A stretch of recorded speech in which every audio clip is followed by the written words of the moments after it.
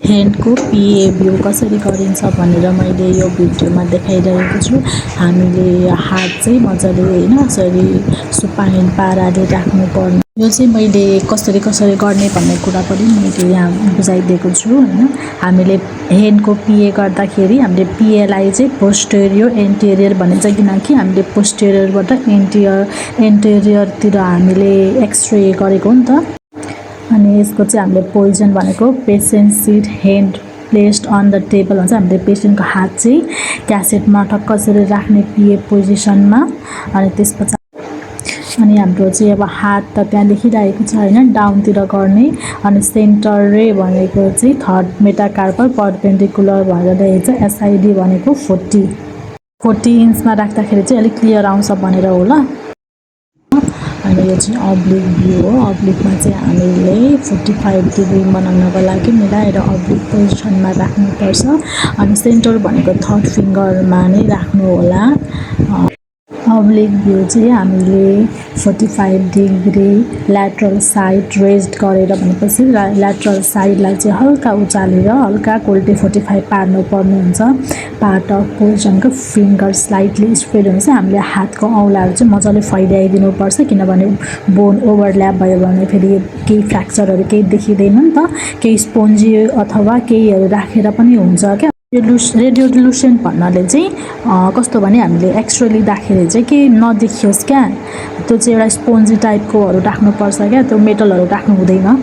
त्यसरी राख्दाखेरि चाहिँ हैन स्पोन्जीहरू केही एउटा अब्लिक गर्नको लागि नै सेफ भएको छ भने चाहिँ सजिलोसँगले देखिन्छ क्या। भरसक त्यस्तो चाहिँ राख्नु भन्छ, तर अब हुँदैन। त्यही कारणले गर्दा हामीले अब्लिक भ्यू आफैले हातले गराउँदाखेरि चाहिँ एकदम होसियार भएर गराउनुपर्छ। ठ्याक्कै अब्लिक भ्यू होस्, ओभरल्याप नहुने गरिकनले राख्नुपर्ने हुन्छ।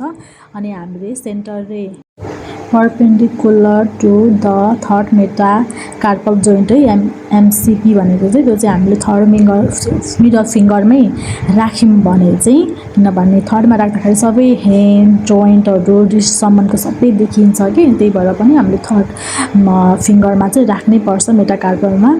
अनि अर्को भनेको एसआइडी भनेको सोर्स टु इमेज डिस्टेन्स चाहिँ हामीले त्यो पेसेन्ट र हाम्रो ट्युब चाहिँ 40 इन्चमा राख्नुपर्छ। ठ्याक्कै 40 इन्चमा राख्दाखेरि चाहिँ कस्तो हुन्छ भने हाम्रो इमेज एकदमै राम्रो होइन, हाम्रो इमेजमा चाहिँ राम्रो क्वालिटीहरू पनि आउँछ। अनि बोनहरूमा ओभरल्याप हुँदैन, राम्रो देखिन्छ, क्लियर देखिन्छ। अनि डेमोन्स्ट्रेट गर्दाखेरि पनि राम्रो हुन्छ।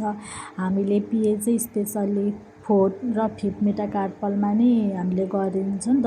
सबै नै देखाउनुपर्छ हामीले, किनभने सब टिस्युहरू सोइलिङहरू सब त्यो फ्र्याक्चरहरू सबै हेर्नु। अब बोन फ्र्याक्चर मात्रै भएर आउँदैन, कहिलेकाहीँ मसल्सहरू पनि केही भएर सुन्निएको हुन्छ, सब टिस्युहरू च्यातिएको हुन्छ। त्यस कारणले पनि हामीले यो सबै फलो गर्नुपर्छ है त। हाम्रो पोजिसनहरूमा पनि ध्यान दिनुपर्छ।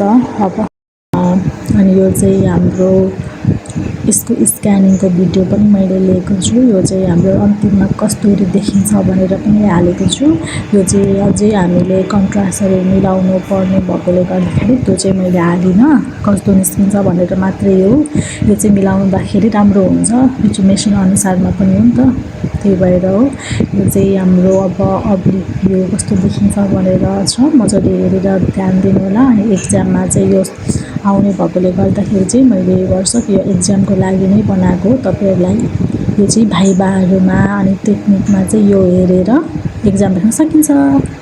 सबै बनाउनुको कारण चाहिँ मैले मेरो जुनियरलाई हेल्प होस् भनेर।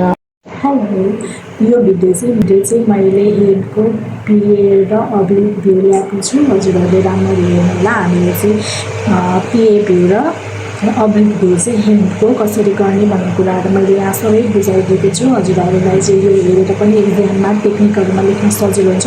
मेन भनेको हामीले पोजिसन कसरी गर्ने भन्दाखेरि यो हाम्रो हात पिएमा यसरी राख्नु पर्ने। सेन्टर भनेको ठ्याक्कै थर्ड फिङ्गरमा हामीले सेन्टर गर्नुपर्ने हुन्छ।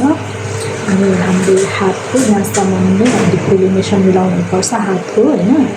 अनि त्यस पछाडि हामीले चाहिँ अब्लिक गर्दाखेरि पनि थर्डमै हामीले थर्ड फिङ्गरमै हामीले सेन्टरले गर्ने भने हामीले यति नै निकाल्नु पर्ने हुन्छ हामीले। त्यही भएर अन्तिमसम्म भिडियो हेरेर एक्जामको तयारीहरू पनि गर्नु होला, त्यस्तो गाह्रो हुँदैन। हामीले यो भिडियो हेर्दाखेरि चाहिँ टेक्निकमा सजिलो हुन्छ भनेर नै मैले यो भिडियो बनाएको। By by.